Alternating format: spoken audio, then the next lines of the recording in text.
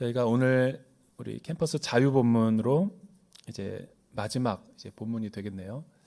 3주 전에는 우리가 알지 못했던 예수, 이사야서 53장 메시지를 같이 나눴고, 또 지난주에는 우리가 알지 못했던 십자가에 대해서, 십자가의 능력에 대해서 고린도전서 1장 18절을 중심으로 해서 같이 살펴보았다면, 이제 오늘은 십자가를 통해 우리가 구원받은 성도들이 모여있는 그 회합 집단, 또 에클레시아라고 하는 교회가 어떤 의미인지를, 또 십자가 이후에 우리가 어떤 삶을 살아야 되는지 오늘 같이 한번 베드로전서 말씀을 통해 살펴보기를 원합니다. 이 베드로전서의 내용은 우리가 좀 사전에 배경 지식이 필요한데요. 이 베드로서를 이해하기 전에 가장 중요한 것은 이 서신이 언제 누구에게 왜 쓰여졌는가를 우리가 이해하는 것이 가장 중요합니다. 많은 학자들이 이구동성으로 일치를 보는 것은 이 베드로 서신이 주후 63년 겨울에서 64년 초, 늦어도 봄 이전에 요 사이에 쓰여진 서신이다라는 것에 상당한 일치를 보이고 있습니다. 왜냐하면 세계사적으로 64년도 7월 19일 날은 이 로마의 5대 황제인 네로가 이 로마 전역에 큰 대화재를 일으키는 방화를 했기 때문에 그렇게 큰 불이 일어날지는 몰랐죠. 원래 이렇게 약간 이 광기가 있고 이 광인에 가까운 황제였기 때문에 이 예술의 어떤 영감을 얻고자 시상이 떠오르지 않아서 이 도시에다 불을 지르면 좀 뭔가가 카타르시스를 느낄 수 있을 것 같아서 불을 지렸지만 그게 작은 불이 아니었습니다. 삽시간에 로마 전역이 다 불타버렸고, 이 많은 사람들이 이 로마 황제를 비난하고 정치인들을 비난했을 때 이를 수습하고자 사회적인 먹잇감을 찾았죠. 그게 바로 기독교였고 교인들이었고 교회였어요. 그래서 교회가 또 그리스도인들이 불을 질렀다 이렇게 소문을 내면서 이 네로 황제 때부터 대대적인 기독교에 대한 탄압과 조직적인 박해가 이루어지죠. 많은 사람들은 도망갔고 지하 카타콤으로 숨었고, 그러나 많은 사람들은 원형 경기장에서 십자가의 형틀로 죽거나 혹은 검투사들에 의해서 희생되거나 맹수들에 의한 먹잇감으로 그렇게 순환을 당했던 일들이 일어났죠. 바로 이 네로 황제가 장 본인이었어요. 그때 이후부터 기독교인들은 많은 고난을 경험하게 됩니다. 그러나 사도 베드로가 이 베드로 전후서를 기록할 때 이 로마의 방화가 일어날 것을 알고 쓴 것은 아니었어요. 왜냐하면 사도 바울 이래로 이 복음에 대한 이 들불처럼 퍼져나갔던 많은 선교와 전도를 통해서 곳곳에 전 세계에 교회가 세워지고 선교 운동이 일어났기 때문에 소아시아뿐만 아니라 유럽에도 많은 기독교가 퍼져나가고 있는 그런 시점이었죠. 그래서 이 베드로서신 맨 앞에는 흩어져 있는 나그네라는 표현을 씁니다. 흩어져 있는 나그네, 흩어진 나그네, 갑바, 본도, 갑바도기아, 그리고 아시아, 이 오늘날 지역의 튀르키예라고 하는 많은 전 지역으로 흩어져 있는 지역교회와 성도들에게 문안 인사한다라고 그런 표현을 쓰고 있습니다. 이런 정황으로 보건대 이 디아스포라의 크리스찬, 전 세계로 뻗어나가고 있는 성도들에게 구원 이후에 우리가 이 구원 이후에 믿음의 생활을 할 때 예기치 못하게 만나는 시련과 역경, 고난 앞에서 어떻게 성도의 정체성을 흔들리지 않고 지켜내야 되는가, 이제 그걸 우리에게 주고 있는 서신이죠. 어떤 내용이 있는지 우리 한번 하나씩 살펴보기를 원합니다. 먼저 길지만 1절에서부터 8절까지 우리 같이 한번 읽어볼까요? 1절에서부터 8절 말씀 시작. 그러므로 여러분은 모든 악의와 모든 거짓과 위선과 시기와 모든 비방의 말을 버리십시오. 갓난아기들 같이, 이는 여러분이 구원에 이르도록 자라게 하려는 것입니다. 여러분이 주의 인자하심을 맛보았으면 그렇게 하십시오. 사람에게는 버림을 당하셨으나 하나님께는 택하심을 받은 보배로운 산돌이신 예수께 나아가 여러분 자신도 산돌들처럼 신령한 집으로 채워지십시오. 그래서 예수 그리스도로 인해 하나님께서 기쁘게 받으실 만한 제사를 드리는 거룩한 제사장이 되십시오. 성경에 기록되기를 보라 내가 택한 보배롭고 요긴한 모퉁이돌을 시온에 둔다. 그를 믿는 사람은 결코 수치를 당하지 않을 것이다 라고 했습니다. 그러므로 믿는 여러분에게는 보배이지만 믿지 아니하는 사람들에게는 건축자들의 버린 돌이 모퉁이돌의 머릿돌이 됐다라고 했고, 또한 거치는 돌과 넘어지는 바위가 되게 됐다라고 했습니다. 그들이 말씀에 순종하지 않으므로 넘어지니 이는 그들이 그렇게 되도록 정하였기 때문입니다. 구원 이후 우리는 천국의 백성으로서 어떤 이 신분의식과 정체성을 갖고 살아가야 되는가? 이 말씀에는 세 가지 표지가 나타나 있습니다. 먼저 구원이라고 하는 것은 이 놀라운 믿음으로 말미암은 이 구원은 산 소망이시고 산 돌이신 그리스도께로부터 우리에게 왔다라는 이런 분명한 구원의 확신을 가져야 된다라는 거죠. 그래서 이 2장 1절에 보면 그러므로라는 이 접속사를 쓰고 있어요. 이 그러므로라는 것은 1절 1장에 나오는 모든 내용을 받고 있는 대명사와 같은 그런 역할을 하는 거예요. 이 앞에 베드로는 이 교회의 정체성을 일컬어서 예수 그리스도의 산 소망을 믿고 그 확신 안에 거하는 사람들이라고 표현을 하고 있습니다. 산 소망, 죽은 소망이 아니라 살아있는 소망. 왜냐하면 사람들에 의해서 십자가에 못 박히고 무력하게 죽어갔던 유대인의 왕같이 보였지만 그 부활의 권능과 하나님께서 그를 무덤에서 죄와 죽음에서 다시 살리셨기 때문에 그는 우리의 산 소망과 부활의 주가 될 수 있는 거죠. 이런 부활의 주를 믿는 성도라면 세 가지 순례자 의식을 가져야 돼요. 첫째는 우리 1장에 기록되어 있는 모든 내용의 순례자의 자세를 보면 이 진리의 허리띠를 단단하게 동이고 순례자로 나가야 된다. 먼 여행을 떠나야 된다는 거죠. 여러분, 진리의 허리띠라는 것은 뭐를 의미할까요? 하나님의 그 어떤 이 구원의 말씀과 이 성경에 있는 진리를 가지고 우리를 잘 무장해서 이 아직도 가야 할 머나먼 순례의 여정을 우리가 주님과 함께 떠나야 된다는 거예요. 두 번째, 우리가 순례자가 지내야 될 태도는 뭐냐면 거룩한 산 제물로 주님 앞에 너희를 드리라라는 겁니다. 하나님이 우리를 거룩하게 세상에서 구별하여 주었기 때문에 우리는 거룩한 백성들이 됐죠. 거룩이라는 것은 뭐 목소리를 중저음으로 깐다 그래서 거룩해지는 것이 아니라 이 십자가를 목에 걸고 또 성경을 내 가슴에 심장에다가 곁에 두고 다 걸어 다닌다 그래서 내가 경건한 모습이 아니라 거룩이라고 하는 것은 제사 때 쓰이는 용법이죠. 그러니까 제사장이 제물을 갖다가 거룩하게 구별해서 하나님의 지성소로 가져가는 거죠. 그 행위를 거룩이라는 거예요. 그러니까 예수님께서 대제사장으로 오셔서 저와 여러분들을 세상과 구별하시고 하나님께로 성별하셔서 제물로 드렸다는 거예요. 그래서 우리는 거룩해진 거고 자격도 없는 우리가 하나님의 사랑을 받았다라고 표현하는 거죠. 그렇게 구별된 존재라면 계속해서 이 거룩한 제물로 주님 앞에 드리기를 힘쓰라는 거예요. 거룩한 산 제물로 에브리데이 24시간 매일매일 주님과 동행하면서 나 자신을 구별된 존재로 살아가야 된다는 거죠. 마지막으로는 두렵고 떨림으로 너희 구원을 이루라는 거죠. 하나님을 경외하는 마음으로 너희의 구원을 두렵고 떨림으로 잘 이루어내라는 거예요. 그러므로라고 이제 그러고 받는 거죠. 여러분, 그러므로라는 단어는 무엇입니까? 하나님 앞에 우리가 그런 부르심을 받은 사람이라면 세상에 있을 때 우리가 좋아하던 삶의 처세술, 모든 악의와 거짓과 위선, 시기와 모든 비방의 말을 버리고 갓난아이처럼 순전한 젖을 사모하면서 너희의 구원을 완성하도록 잘하라는 거죠. 여러분, 갓난아기가 왜 나오며 또 신령하고 순령한 젖을 사모하라는 말은 무슨 말인가요?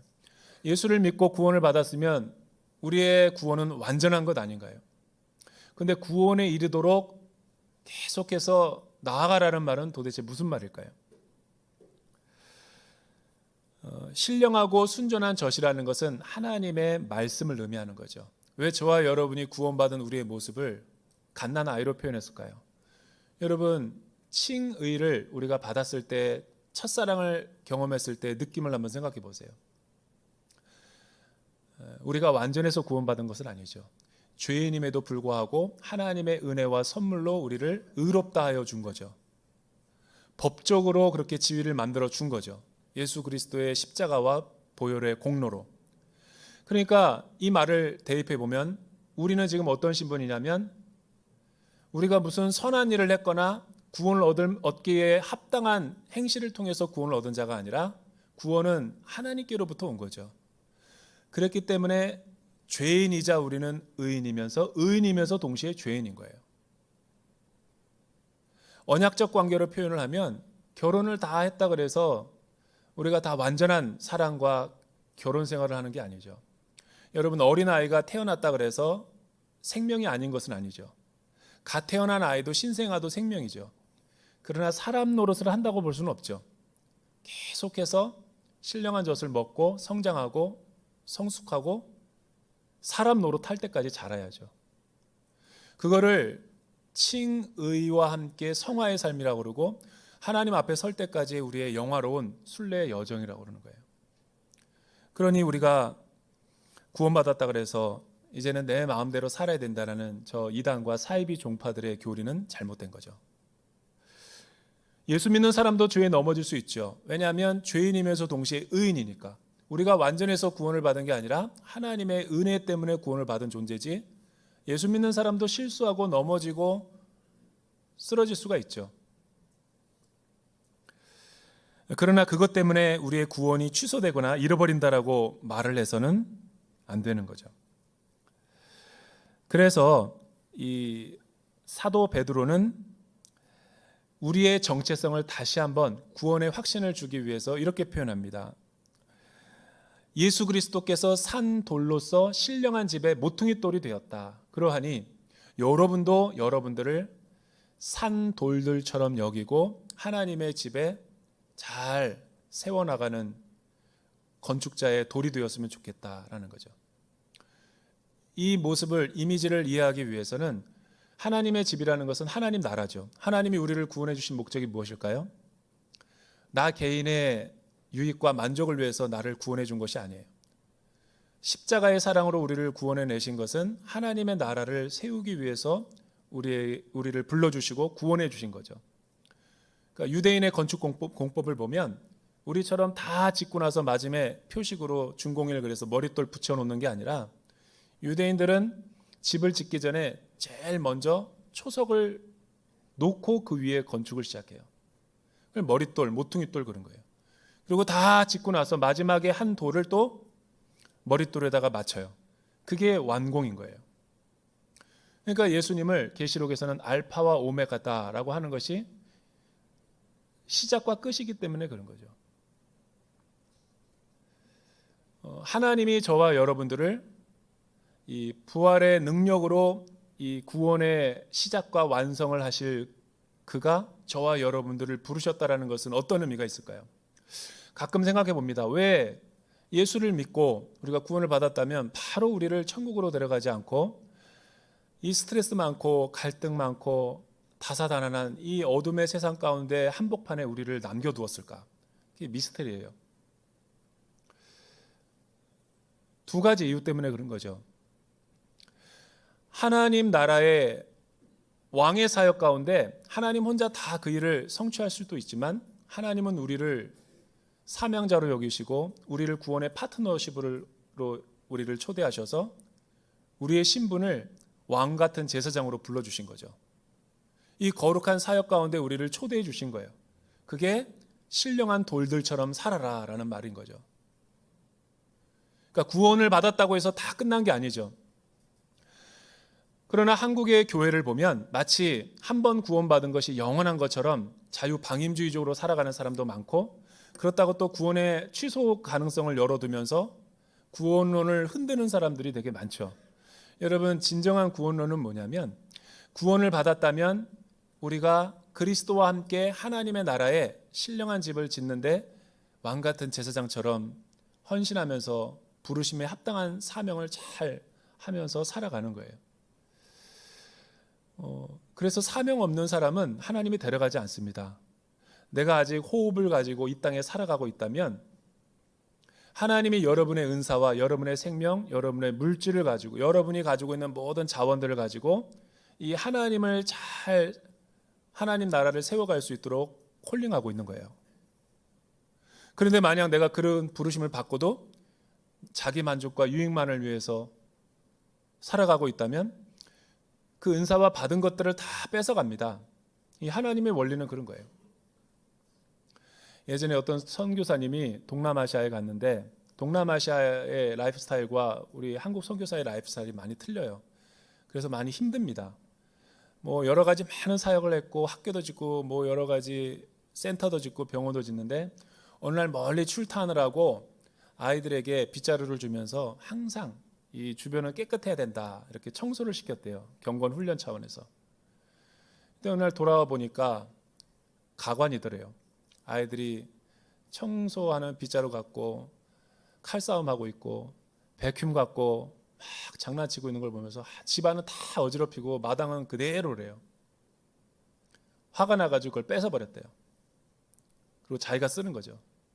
그러면서 머릿속에 드는 생각이 문득 나도 하나님께서 맡겨주신 사명과 이 부르심 가운데 반응하지 않으면 하나님이 다 뺏어갈 수 있겠구나.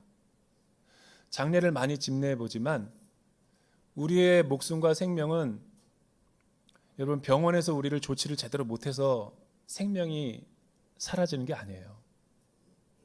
수명과 생명은 하나님의 몫인 거죠. 사명이 다하면 데려가는 거고 사명이 남으면 절대로 죽고 싶어도 못 죽습니다. 나에게 주어진 생명과 여러 가지 영적인 은사와 자원들을 잘 사용해야 되겠죠. 그게 산 돌들처럼 살아가라. 작은 예수처럼. 왜냐하면 어둠에서 우리를 불러내신 분이 그의 이 기이한 덕과 그의 빛을 선포하려고 우리를 부르신 거라는 거예요. 여러분 9절과 10절 우리 같이 한번 읽어볼까요? 9절과 10절 시작. 그러나 여러분은 택하신 족속이요 왕같은 제사장들이요 거룩한 나라요 그분의 소유된 백성이니 이는 여러분을 어둠에서 불러내어 그분의 놀라운 빛으로 들어가게 하신 분의 덕을 선포하게 하기 위한 것입니다. 여러분이 전에는 백성이 아니었으나 이제는 하나님의 백성이며 전에는 자비를 얻지 못했으나 이제는 자비를 얻은 사람입니다. 여기서 그 어두움에서 불러내어 그분의 놀라운 빛으로 들어가게 하신 분의 덕을 선포하게 하기 위함이다. 우리는 하나님께서 택하신 족속, 왕같은 제사장, 거룩한 나라, 그분의 소유됐다라는 말은 무슨 뜻일까요? 이제 내 인생의 삶의 모든 것의 주인이 내가 아니라 하나님 한 분이라는 거예요. 여러분 예수를 믿는 것과 믿지 않는 것이 어떤 차이가 있을까요? 예수 믿기 전에는 내가 내 삶의 주인처럼 왕노릇하며 살았다면 십자가의 구원을 통해서 내가 하나님의 백성이 됐다는 것은 내 삶의 모든 것이 나의 것이 아니라 하나님의 통치와 다스림을 받는 주님이 왕이십니다라는 것을 주권을 인정하는 거예요. 근데 우리 사회에 왜 이렇게 정체성의 혼란이 일어나냐면 예수 믿은 사람들이 예수 믿지 않는 사람 때문에 세상이 어려워지는 게 아닙니다.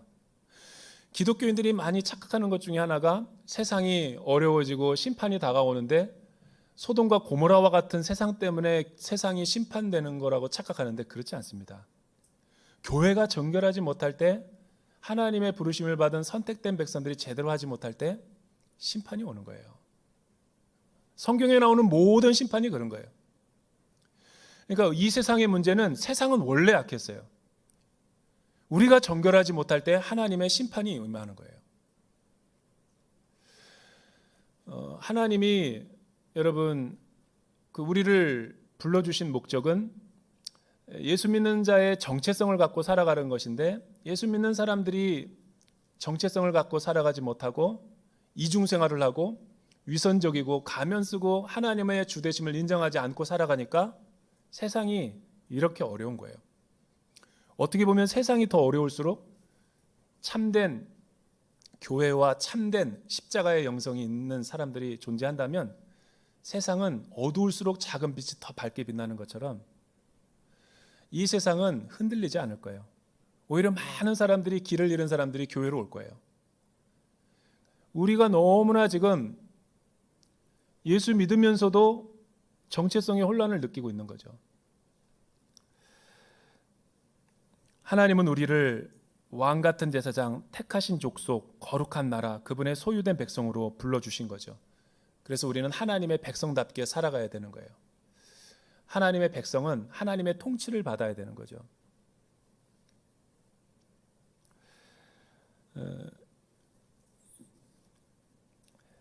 이 어두운 세상, 어두운 이 세상의 공중권세 잡은 자들의 그 사탄의 유혹과 미혹, 어두운 일들이 많은 이 세상 가운데 우리를 한복판에 남겨두신 것은 예수 믿는 사람들의 라이프 스타일로 살아가게 하기 위해서. 예수 믿는 사람들의 라이프 스타일이 뭐예요? 어두움의 일을 버리고 빛의 자녀답게 사는 거죠. 빛의 자녀답게 이 어두운 생활 속에서 살아내는 것이야말로 많은 사람들에게 빛을 전하는 것이고 하나님의 아름다운 이름을, 덕을 드러내는 일이다. 영광을 드러내는 것이다. 수도교회에서 엮은 나는 사랑의 빚진 자입니다 라는 책을 보면 이런 이 영락교회를 세울 때 한경직 목사님과 함께 병원과 학교와 많은 하나님 나라의 사역을 했던 우리 귀한 최태섭 장로님의 스토리가 나와요. 이 최태섭 장로님은 우리 한국 유리 사업계의 태두죠. CC라든가 많은 것들의 사실은 그 비즈니스가 그분을 통해서 크게 만들어진 거죠. 근데 원래 그분은 이북 사람이에요. 북한에서 살다가 전쟁이 일어나고 그 만주에 가서 큰 또 돈을 벌어가지고 북한에서 사업을 하는데 사업이 너무 잘 됐는데 전쟁이 일어나니까 내려와야 됐어요. 그러나 이제 비즈니스를 하다 보니까 은행에서 또 융자 받은 것도 있고 또 그것을 계속해서 갚아 나가고 있는 상황인데 그분의 삶은 너무나 고결했어요. 같이 일하는 사람뿐만 아니라 사장의 권위를 내세운 것도 아니고 많은 사람들, 어려운 사람들을 도와주면서 하나님 일과 교회 일과 또 어려운 소외된 이웃들을 도우면서 그냥 사업을 잘 일궈냈죠. 그런데 일사후퇴 때 내려와야 돼가지고 그때 마침 빚을 갚으러 가는 날이었는데 그 모아놓은 돈을 상환하기 위해서 은행에 갔대요. 근데 전쟁의 북새통 가운데 사람들이 다 여러 가지 흔적을 남기면 안 되기 때문에 다 불태우고 다 내려가고 있었는데 그 은행도 마침 직원들과 함께 그 점장이 뭔가를 불태우고 있었대요. 그리고 빨리 이제 피난 가려고 돈을 갚으러 왔다니까 위아래를 보더니 정신 나간 사람처럼 보더래요. 저는 돈을 갚으러 왔습니다. 이 전쟁통에 무슨 돈을 갚으러 왔냐고. 그래도 내가 빚을 졌기 때문에 오늘 상환하는 날이기 때문에 빚을 갚고 내려가려고 왔습니다. 하도 어이가 없어가지고 그분은 받긴 받았대요. 그리고 급하게 피난을 내려온 거죠. 그리고 전쟁 때문에 재산을 더 이상 가져올 수가 없었어요. 그래서 맨몸으로 와가지고 맨몸으로 이 원양업을 시작했어요. 맨 땅에. 많은 부침이 있었고 어려움이 있었죠. 그때 현금이 좀 크게 필요했기 때문에 이 은행들을 다니면서 융자를 얻었대요. 근데 담보도 없고 아무것도 없는 사람에게 사업한다고 어떻게 원양어업을 하는데 돈을 빌려주냐고. 다 7, 8군데 퇴짜를 맞았대요. 아, 이거는 아닌가 보구나. 다 모든 걸 내려놓고 이제 마지막 한 은행을 가려고 했어요. 그래서 남한에서 한 은행을 딱 갔는데 그 점장이 일사후퇴 때 내려왔을 때 돈을 상환할 때 그 점장이었던 거예요. 이런 말을 하더래요. 저 사람은 담보 필요 없어. 그냥 내줘. 그래가지고 그 종잣돈으로 해가지고 원양 사업을 크게 성공했고 그 또 종잣돈으로 해서 한국 유리업계의 큰 태두가 됐다는 거예요. 여러분, 선한 행실이라는 것이 무엇일까요? 우리의 옛날 방식, 옛사람의 그 습관, 거짓과 악독과 속임과 사기, 나쁜 방법이 아니라 예수 믿는 사람들의 정체성을 가지고 정직하게 사업을 하는 거죠. 여러분, 정직하게 살다가 보면 반드시 손해를 봅니다. 인정도 못 받아요. 그러나 나중에 성공할 때 보면 그 손해 본 것 때문에 하나님께서 기름 부어 쓰시는 거예요. 그거를 참아내지 못하고 인내하지 못하고 세상의 어떤 술수와 권모술수와 세상의 어떤 모습대로 비즈니스를 하거나 공부하거나 뭐 자녀를 양육하거나 하면 우리를 부르신 하나님의 자녀답게 살아가지 못하는 거죠. 우리의 정체성은 하나님의 백성, 산 돌들처럼 살아라. 그리고 마지막은 11절과 12절이죠. 우리 같이 한번 읽어볼까요? 11절 12절 시작. 사랑하는 사람들이여, 나는 외국 사람과 나그네 같은 여러분에게 영혼을 대적해 싸우는 육체의 정욕을 멀리할 것을 권면합니다. 여러분은 이방 사람 가운데 선한 행실을 나타내십시오. 그러면 그들이 여러분을 악을 행하는 사람들이라고 비방하다가 여러분의 선한 일을 보고 하나님께서 돌아보시는 날에 하나님께 영광을 돌리게 될 것입니다. 또 하나의 우리의 정체성을 소개하고 있죠. 우리는 외국 사람이지만 개역개정에는 거류민 그리고 나그네다라고 표현하고 있어요. 우리가 이 악한 세상 속에서 예수를 믿고 십자가를 통해서 구원을 받았다라는 그것 자체가 우리는 외국 생활을 하고 있다는 거예요. 왜냐하면 두 왕국이니까 하나님의 나라의 시민권으로서 잠깐 이 땅에서 사명이 있기 때문에 살아가고 있는 순례자로서 주재원으로 살고 있는 거거든요. 여러분, 거류민과 나그네라는 것은 순례자를 말하는 거예요. 관광객과 순례자의 차이가 뭘까요? 관광객은 계속 머무르려는 거고 두리번두리번거리고 순례자는 돌아갈 본향과 집이 있는 사람이에요. 근데 오늘날 크리스찬들과 교회가 정체성을 잃어버린 것이 유목민이 아니라 정착민과 농경민으로 살려고 하기 때문에 이 땅에 성을 짓고 이 땅을 너무나 집착하고 사랑하고 머무르려는 거죠. 이 때문에 우리 안에 정체성의 혼란과 갈등을 느끼는 거예요. 세상 사람들과 비교식과 열등감을 느끼면서 재고 서로 따지는 거죠. 그러니까 세상과 구별돼야 될 교회와 성도의 정체성이 세상과 동화되어 버리니까 세상 사람들이 세상이나 교회나 다 똑같네, 신뢰를 안 하는 거죠. 오늘날 한국 교회가 위기를 맞이하고 손가락질을 받는 이유가 그것 아닙니까?